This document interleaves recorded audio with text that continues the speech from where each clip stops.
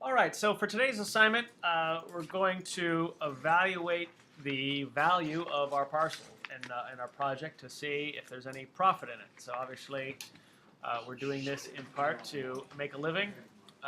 So we'd want to see, is there any profit to be made in our project? So normally the way we would do this is we'd hire what they call an appraiser. An appraiser would go out and visit the property, and take measurements, and then go back and use a number of different tools to find out how much your property is currently worth and how much it would be worth once you have gotten approval from the county to actually create the multiple lots that we're trying to create. And so what we're going to do is kind of go through a appraisal process, and we're going to use a website called Zillow. And what Zillow does is it just searches public records and lets us know what properties have sold for in the area. And then we can plug in those numbers to a spreadsheet and actually figure out how much something's worth. So what they're looking for is what they call comps. So comp is comparable sales in your area. And I actually have on the class site here, I gave you a sample of an appraisal. This is an actual appraisal that I did in 2007 for a project of mine in Murphy's, California. So the appraisal kind of starts off by just giving some general information about the parcel. It was actually two parcels here. One was 43 acres, one was 1 acre. So it talks about the parcels, the square footage, and then the zoning, which is currently rural residential, RR. And then it says what the property was currently worth, which was $2.2 million. And then he goes through and says, our hypothetical situation, the tentative map that I was attempting to do was 82 lots. So what he did was he looked at my map and went through all 82 lots and estimated what each lot would be worth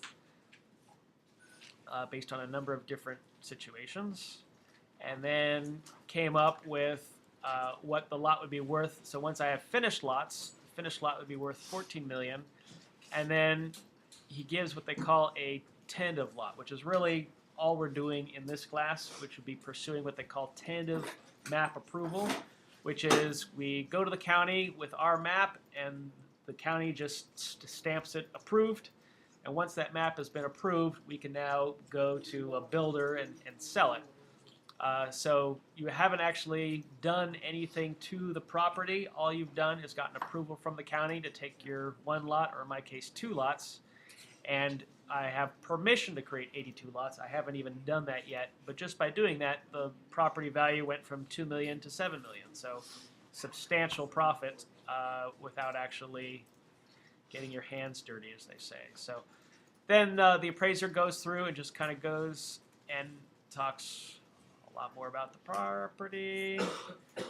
And what I'm looking for is comparables. So he went through and found lots that were sold similar to my parcel in the area and how much those sold for.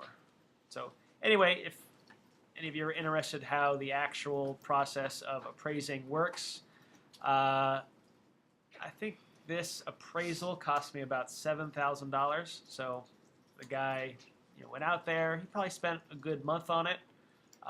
But being a property appraiser can be a lucrative business just in itself, and it's doing just what we're about to do today. So I'm going to start by going to Zillow, and we're going to find our parcel.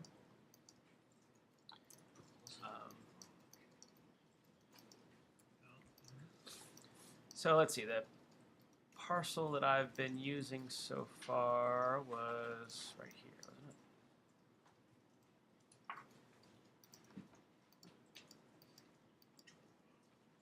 Yeah, here's my parcel.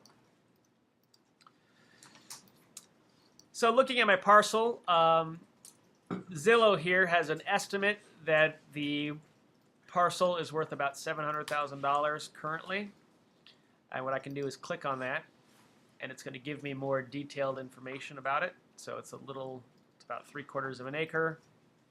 It was last sold in 2002 for $600,000. So I can, what's nice about that is it's an actual number, and I know based on how real estate has fluctuated that the lot would be worth a little bit more than that today. And then here's just sort of the real estate trend in the area. So 2005, real estate started to decline. So the property at its peak was worth about $850,000 and has gone down quite a bit, but is beginning to rebound in the last couple of years. It lets us know the property tax information. So I know that the current property owner is currently paying about $7,500 a year in property taxes.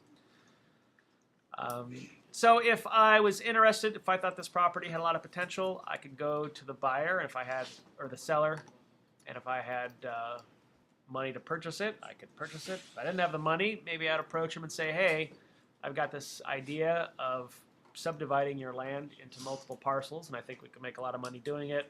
I'll do all the labor, and then we'll split the profit. Something, you know, just kind of create some clever way of being able to work on this project and make the seller some money and use some money in the process as well.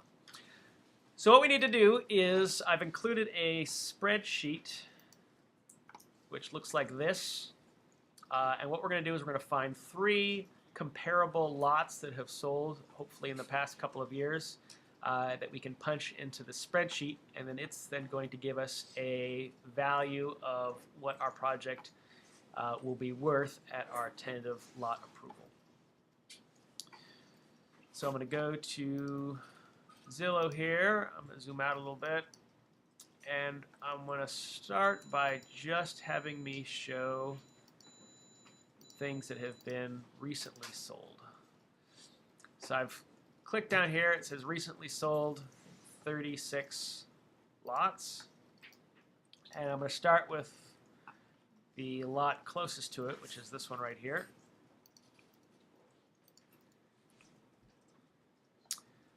So this was a 3-bedroom, 2.5 bath. It's on a condo, which I don't want to use that. I want something that's just on a lot by itself. So here's another one. So this one's a little bit better. It's an actual just house on a lot. Yep. What if your parcel hasn't sold recently at all? Does it have a value at all? An estimated value? Yeah. Yeah, just use that. So I can see this one sold very recently, just a few months ago for $694. So this will be an excellent comp for me. And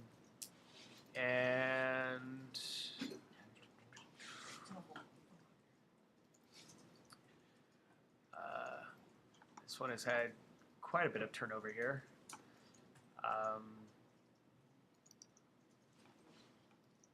So it looks like it sold in 2002. It was listed for sale in 2012.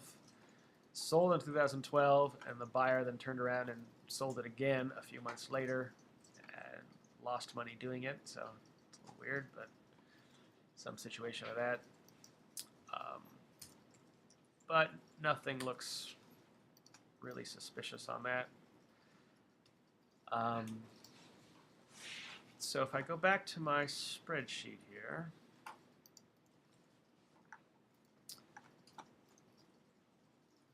I'm going to start by putting in my address. So my address is right here. So I'm going to identify this as my first lot, 3101 McGlen Drive.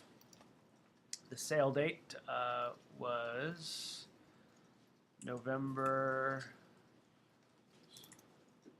so let's put November 2013, and the sale price was $694. My home square footage was 2,368 feet. So here's what we're doing is we're doing a little bit of math to determine how much the lot is worth. So we have a sale here, and the sale price is roughly $700,000, but that is a lot with a house on it. So for us to determine how much the lot was actually worth, we're going to subtract the value of what it actually costs to build a house, and then the remaining leftover amount is how much the lot is worth. So,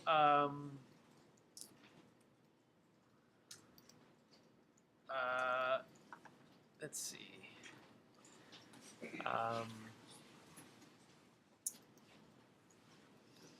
What have I done wrong here? Oh, forgot a couple zeros. There we go.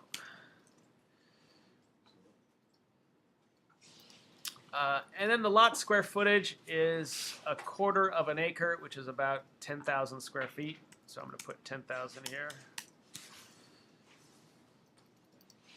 How far away from the other houses? Well, you know, ideally you want to be pretty close, but with real estate having declined so much, there haven't been a lot of sales as there usually are in a healthy market. Things have picked up recently, but if you got to go pretty far, you got to go, you know. Is that on the same screen? Okay. Well, you know, start with your kind of closer ones and work your way out from there.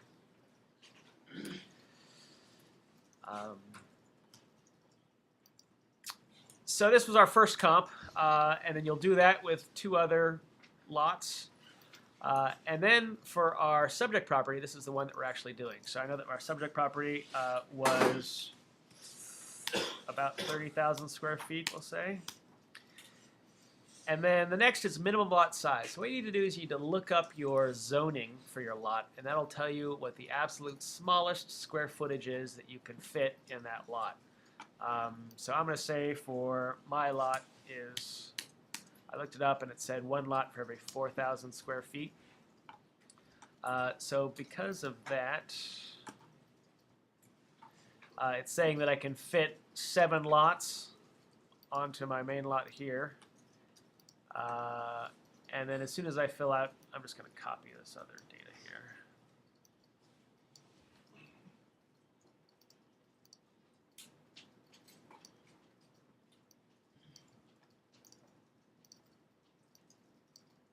There you go. So once you fill out your lot B and lot C, I use the same lot information, but you'll obviously use different lot information. It's now going to give me a value here. It's estimating a lot value of about $40,000 based on the numbers up here. So the total project, once I were to get my 7 lots approved, would be $285,000. So the 10 of lot value is typically half of what a finished lot would cost.